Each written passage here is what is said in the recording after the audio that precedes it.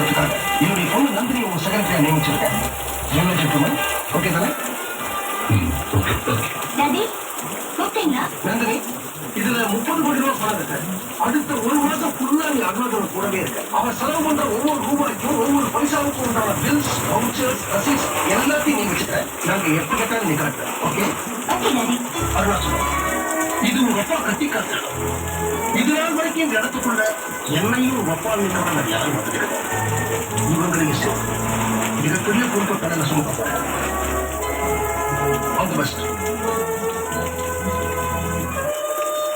30 நாள்ல 30 கோடி செலவு பண்ண போறியா? இது என்றதுக்கே ஒரு 20 நாள் ஆகுமே. Anyway, all the best.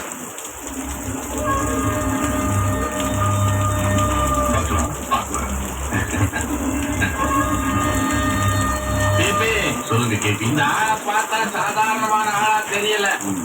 எதுக்கும் நாம ஜாக்கிரதையா இருக்கணும்.